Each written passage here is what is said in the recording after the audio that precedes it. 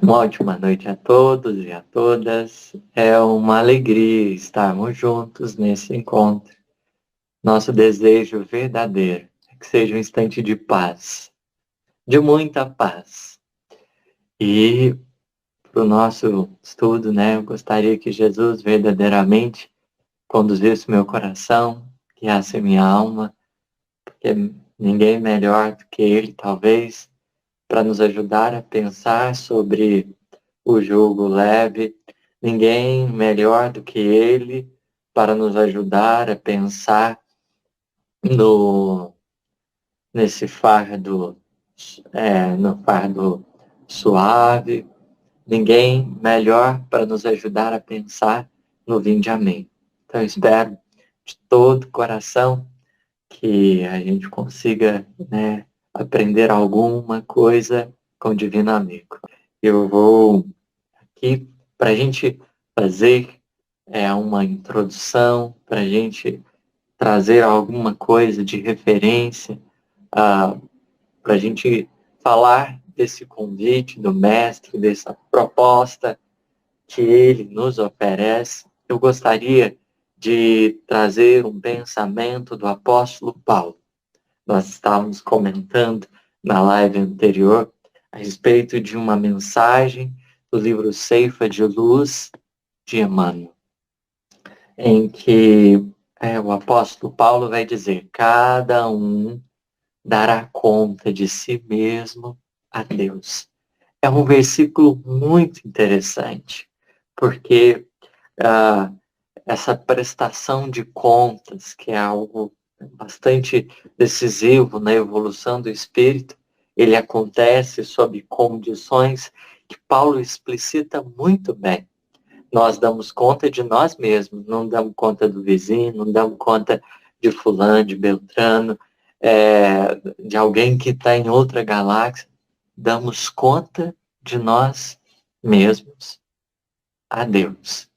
Não é aos espíritos inferiores, aos bons espíritos, é ao Criador, a quem nos preside a vida.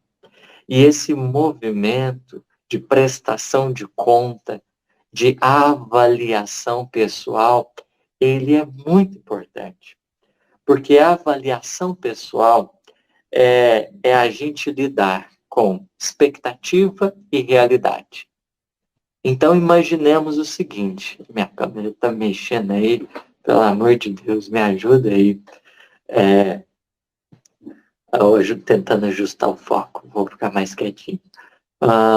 Mas prestação de conta é a gente lidar com expectativa e realidade.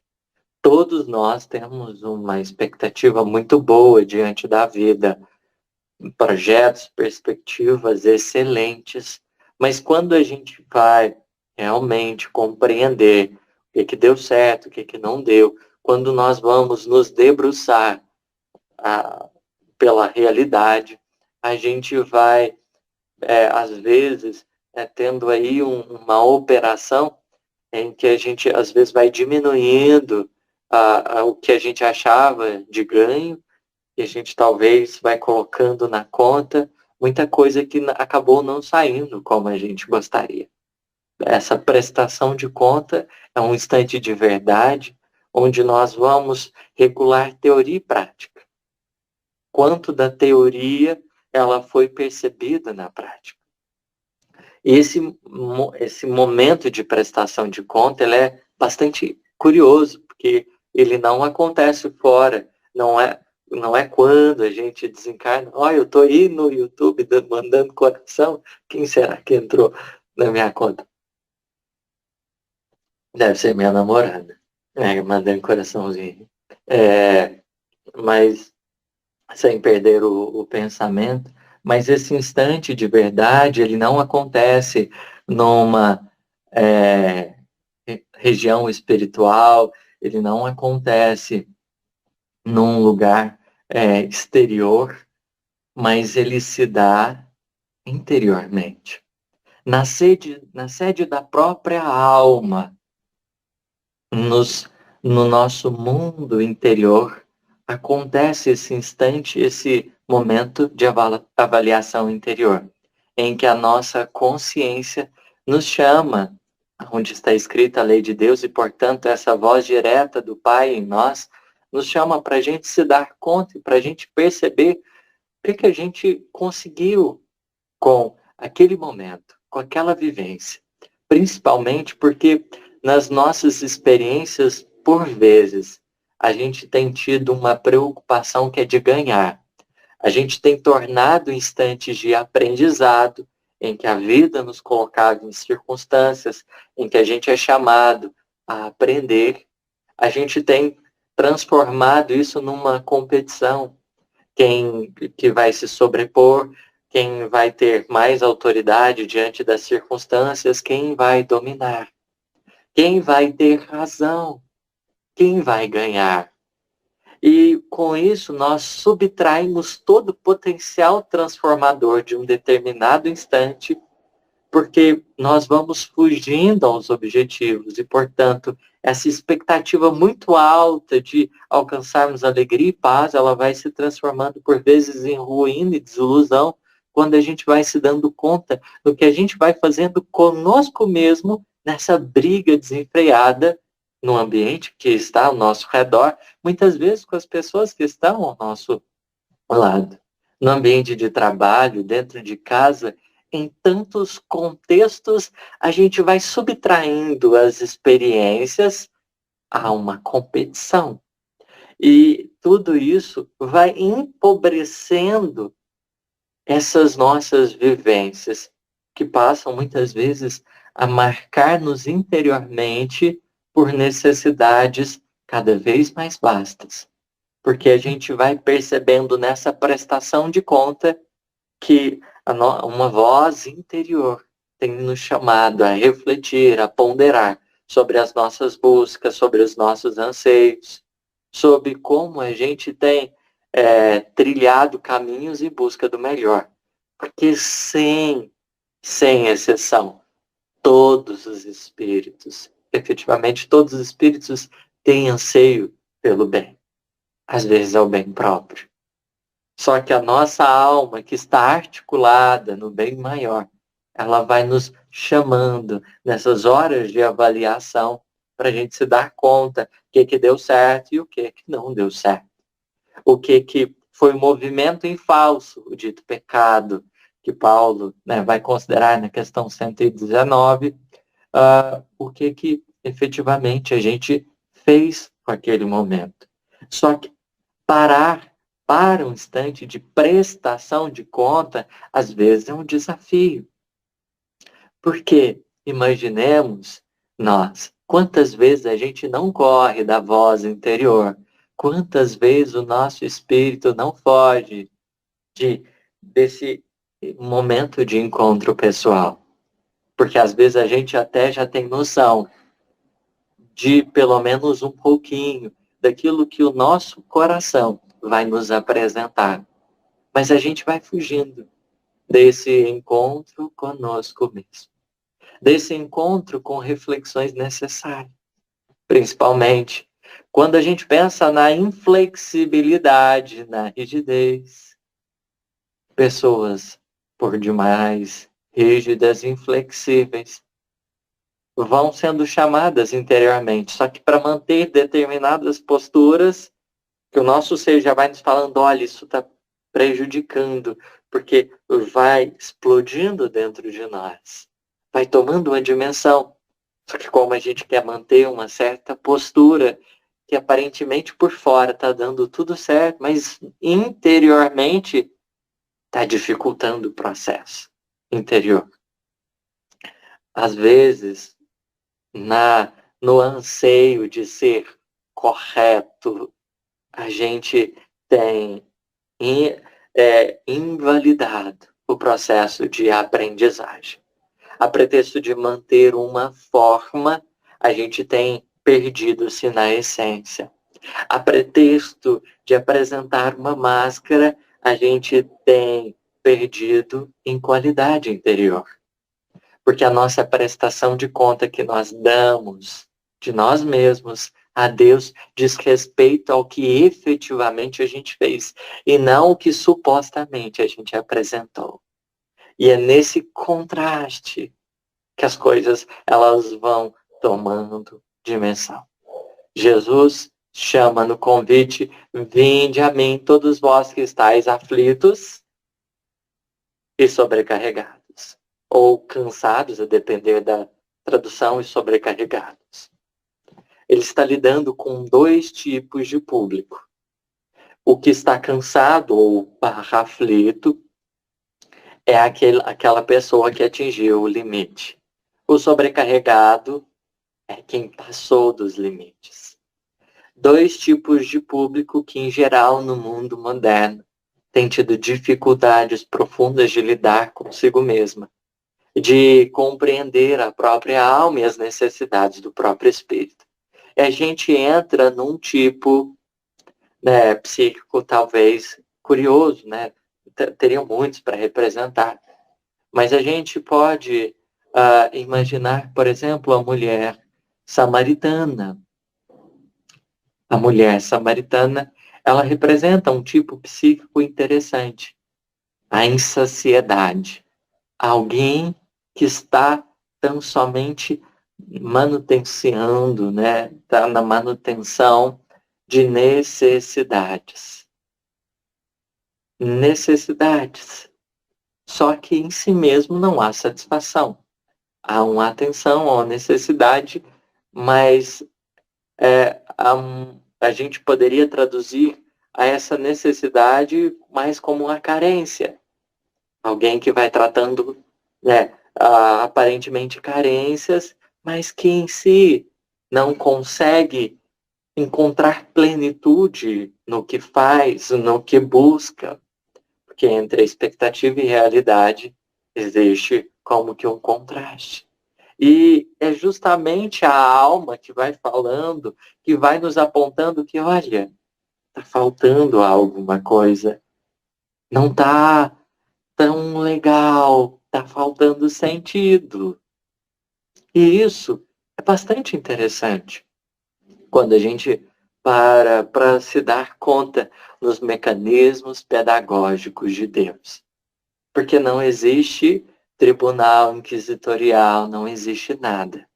Além do que o nosso próprio coração pedindo ajuda. Além do que a nossa própria alma nos chamando para conversar.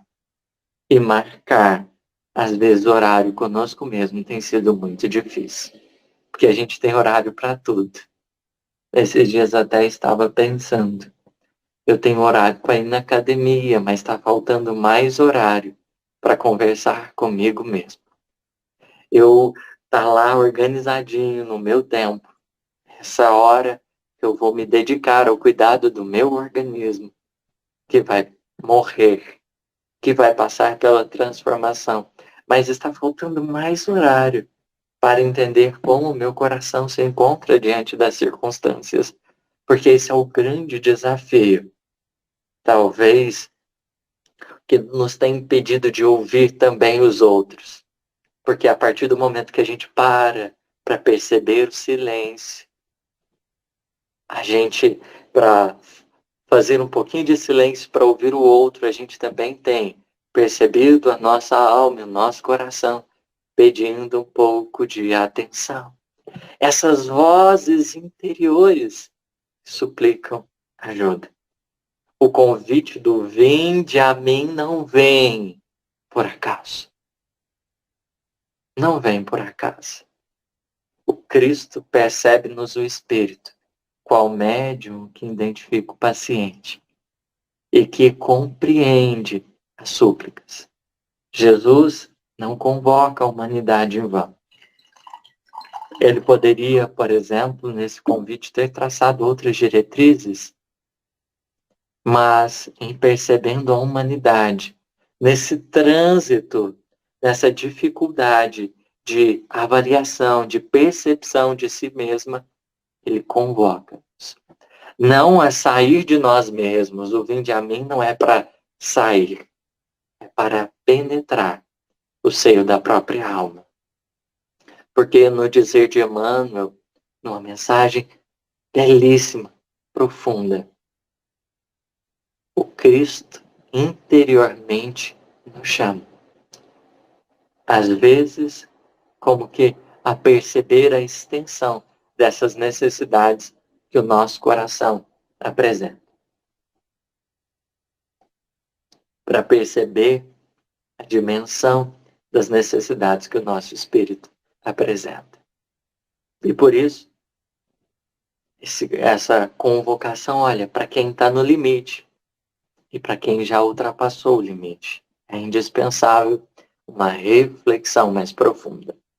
E aí ele diz, tomai sobre vós o meu jugo e aprendei comigo que sou brando e humilde de coração. Hoje a gente vai dar um ênfase nisso. Humildade e brandura. Jesus determina o seu coração como humilde e brando. Olha, aprendam comigo, a condição da minha alma é a brandura e a humildade. Brando e humilde. O que é a brandura? Ela se refere. O que de certo modo faz menção? O que é uma pessoa branda? É aquela pessoa que está em paz consigo mesma. É aquela pessoa que ela pode parar para se ouvir, para se perceber, e o seu mundo interior vai dar um feedback positivo. Está tudo bem. E por isso, não surgirá animosidade para com outrem. Não se mostrará em relação à vida como que esse intenso conflito. O brando, que já encontrou paz em si mesmo, percebe a vida nas suas linhas de maneira profunda, para além das aparências, ele consegue efetivamente perceber os outros. Porque quando a gente está mal resolvido conosco mesmo, há uma tendência muito grande da gente projetar as nossas dificuldades nas pessoas que nos cercam. E aí aumentar a tensão interior que a gente vive. Então fica mais difícil conviver com o mundo exterior tanto quanto menos brandura, menos serenidade, menos harmonia o nosso ser encontra-se. Quem está em paz, como já dizia a música, não quer guerra com ninguém. E isso é uma característica de Jesus muito expressiva do seu espírito, que oferece-nos como que segurança para aprendermos com ele e tomarmos o jugo dele sobre nós. Isso é bastante curioso, porque a gente toma o jugo dele, não o nosso jugo. Mas é preciso aqui entendermos nessas duas características que ele traz algo muito profundo, porque isso aqui parece propaganda de remédio, se a gente for parar para pensar. Vinde a mim, todos vós que estáis aflitos e sobrecarregados, que eu vos aliviarei. Essa aqui é a propaganda. Tomai sobre vós o meu jugo e aprendei comigo, que sou brando e humilde de coração, e achareis repouso para as vossas almas, pois o suave é o meu jugo e leve é o meu fardo. Isso é a letra miúda, que normalmente a gente não vê. Então, o vinde a mim é o que está escancarado. É o que está escancarado, e a gente vai felizão, porque efetivamente alívio é o que muitas vezes a gente espera. Só que alívio é algo que, por exemplo, esse tipo psíquico da mulher samaritana, alguém que busca água todos os dias, está no mesmo balanço, mas nunca encontrou aquilo que efetivamente o coração desejava. Nunca encontrou efetivamente o que o coração estava em busca. Era alguém que no relacionamento, por exemplo, estava numa constância, já estava no sétimo. Alguém que não se encontrou e que por isso está com dificuldades também de encontrar alguém. Encontrar alguém. E isso nos chama a atenção. Esse chamariz. Mas essas letras miúdas, elas são muito importantes, porque para achar repouso é diferente de encontrar alívio. Porque o repouso pressupõe alívio, mas nem sempre quem está aliviado encontrou repouso. Tem doente que só ameniza a dor, mas não trata. Encontrar repouso para a alma é encontrar o descanso para o espírito. Aquele momento que efetivamente o espírito se acalma, que ele encontra esse estado de harmonia mais profundo. Para isso, a gente precisa de brandura e humildade. A brandura, esse estado interior, que a gente está bem conosco mesmo. E a humildade de tal forma compõe, né, essa construção necessária, diz respeito, né, à compreensão de si mesmo e da vida que o cerca. O Cristo se coloca como alguém que está em paz consigo mesmo, porque existe harmonia interior. Enquanto humilde, ele compreende a si mesmo, entende o seu lugar na vida, mas ele também entende o outro. O humilde é aquele também que percebe o outro, que não precisa se sobrepor sobre o outro, que não precisa diminuir o outro, que não precisa fazer nenhum movimento para atacar o outro, porque já existe paz em si mesmo, porque existe compreensão de si mesmo. E isso o auxilia a estar bem. Então, nesse convite, nós temos como que, por proposta que Jesus alça aqui nessa circunstância, olha, a gente que aceita o propósito aqui, nós vamos estar com um jugo suave, um fardo leve, que de tal modo vão nos auxiliar a construir brandura interior. Esse estado de pacificação interior. Esse herdar as terras de si mesmo, esse conquistar esse campo da alma. Para além disso, né, essa humildade que nos permita perceber a gente e o outro de uma forma também muito serena e de uma forma muito fraterna.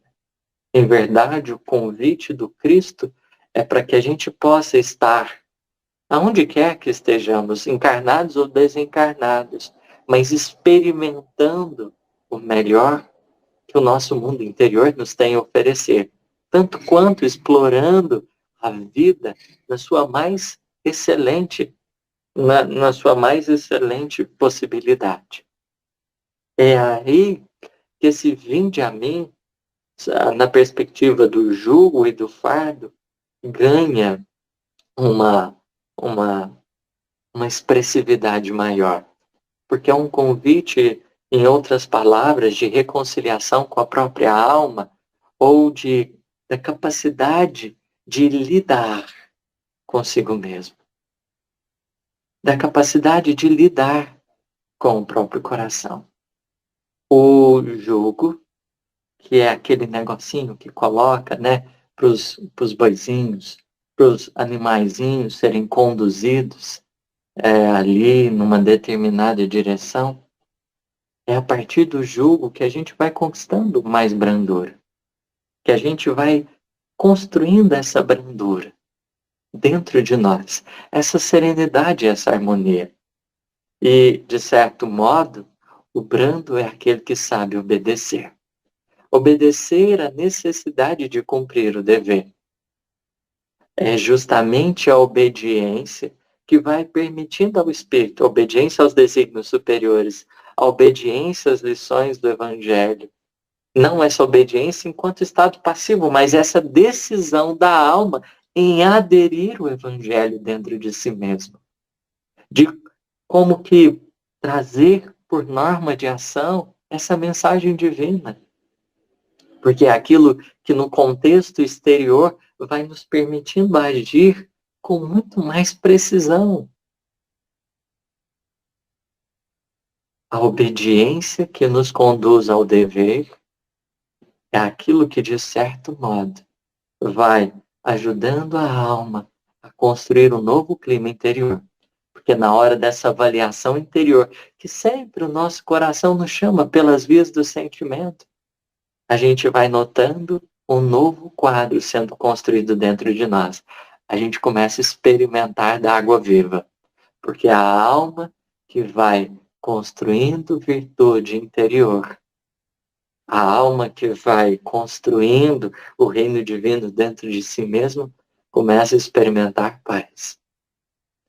O dia, a vida, a experiência, encarnado ou desencarnado, começa a ser essa experiência digna da imortalidade, que é a experiência que pode ser recordada sem peso, sem preocupação, porque a gente fez o que precisava ser feito. A gente conseguiu construir o bem comum. Pensar no dever, pensar na obediência ao Criador, é sobretudo estarmos atentos não só ao quadro de necessidades pessoais, mas estarmos atentos à vida. E para que isso aconteça, para que nosso dever seja cumprido, a gente vai carecendo bastante de humildade. Experimentar da água viva que o Divino Amigo oferece à samaritana, que essa água, na verdade, é a construção da alma. Quando imaginemos uma construção assim, de uma casa, o que você faz bem feito, você não precisa refazer.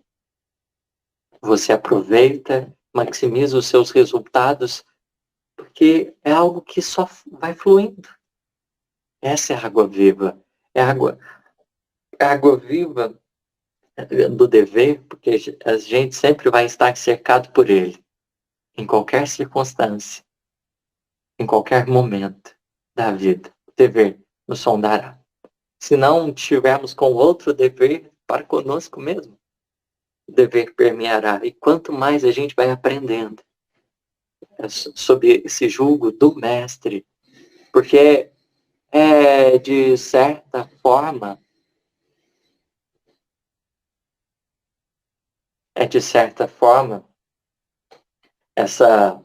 esse jugo, eu vi aí o comentário, né? Capacidade de julgar,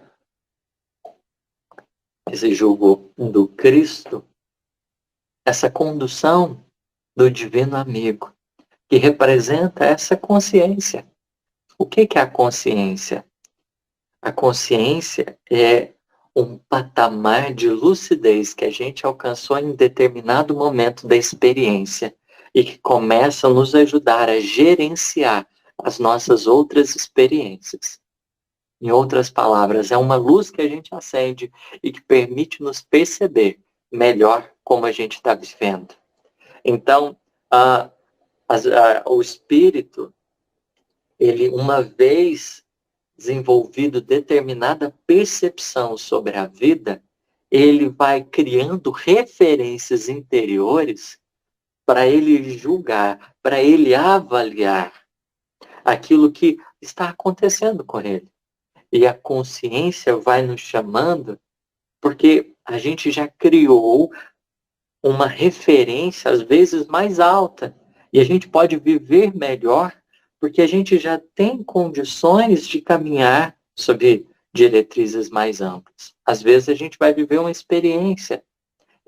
Essa consciência de antemão nos chama. Ou às vezes, a posteriori, depois, a vida vai convidando-nos. Olha, dava para ter feito isso e aquilo, porque a gente já construiu um referencial superior. É por isso que, quando a gente diz que o espírito ele não retroage, retrógrado, o espírito não é retrógrado, enfim, essa palavra. Ele não caminha para trás, ele não anda igual Siri, Siri mesmo, caranguejo, acho que é caranguejo. Quando a gente pensa, esse espírito que uma vez atingido esse parâmetro, essa referência, não volta para trás. Ele vai ter aquela referência para avaliar todas as experiências. Pode ser que ele não haja sempre condizente com aquele nível de lucidez, mas ele tem aquele referencial. E a prestação de conta vai acontecendo por causa disso. Por causa que a gente vai criando referências interiores. E quanto mais a gente, né, vai conseguindo atingir objetivos pessoais dentro de nós, vai ganhando densidade também. Essa vivência, essa prática vai nos ampliando a consciência, porque a gente passa a refletir com mais propriedade sobre os momentos e circunstâncias que a gente viveu. Por isso que Alcione, quando diz respeito a esse percurso de no conhecer, meditar, sentir e viver, ela está falando do processo de construção da referência. Construção da referência do Evangelho dentro de nós. Como que a gente constrói? Como que o Cristo começa a imperar na alma?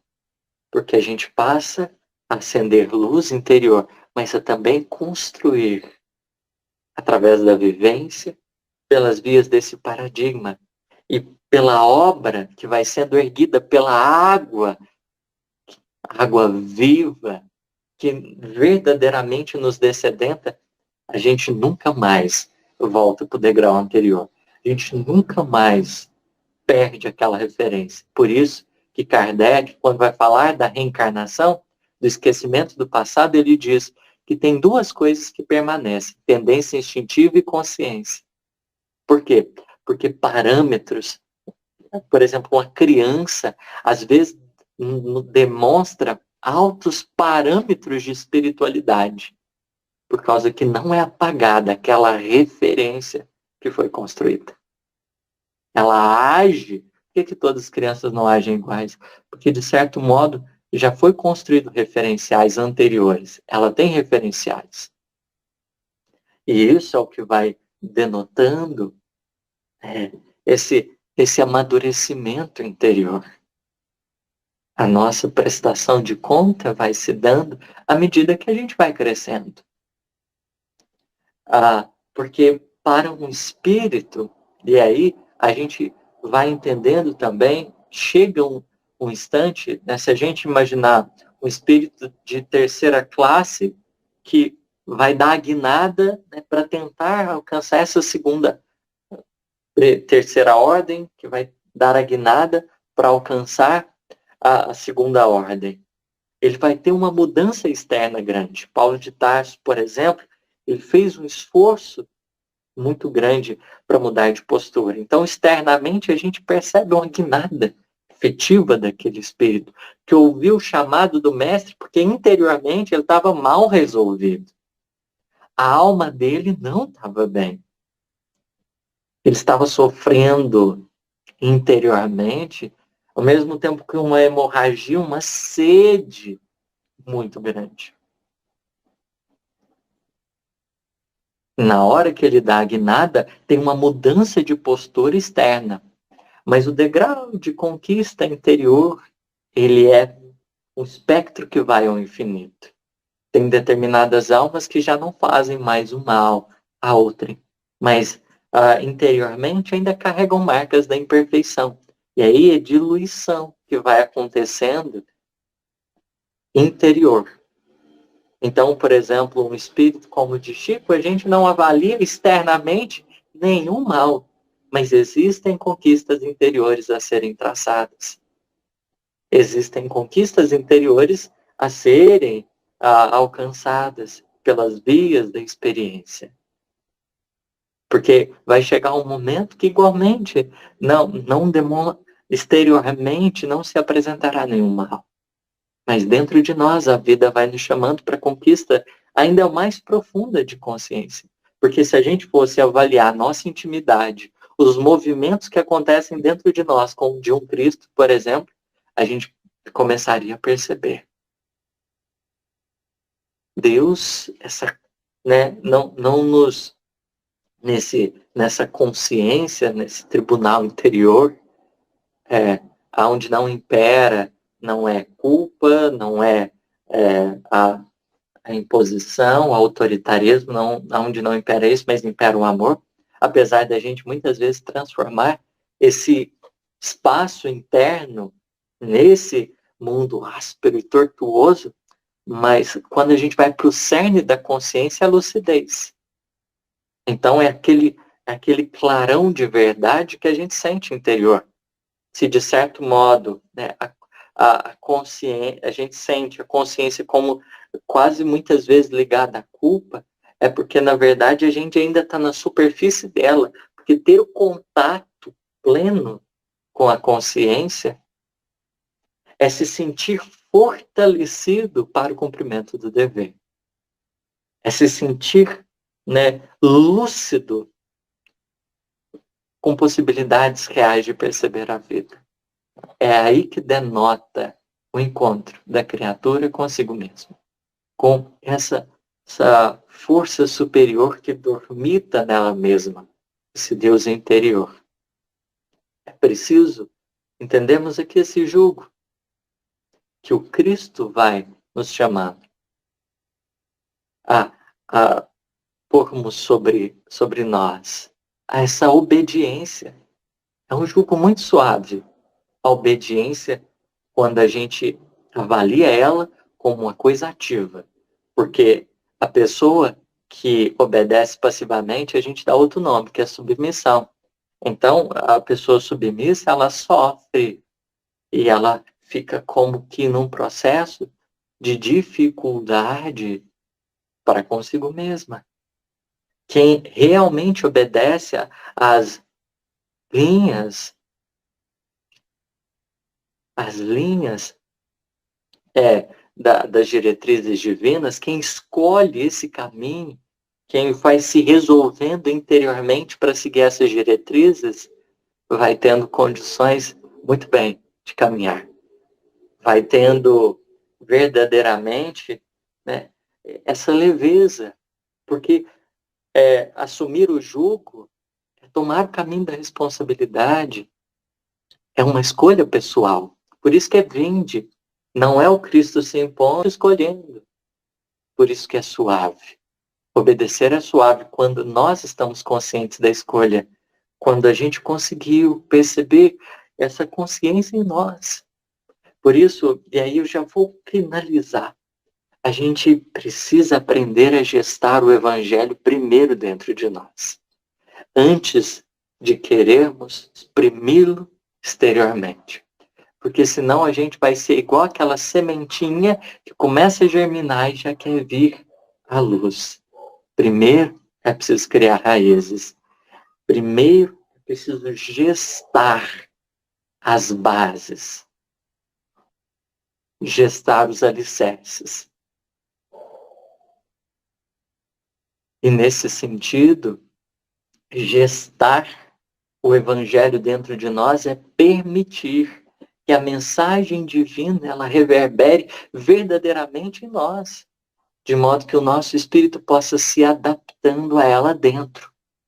A gente começa a refletir, pensar, aquilo começa a participar da nossa realidade interior, porque a gente tem feito do Evangelho um movimento muitas vezes externo, e por isso ele tem perdido tanto fundamento.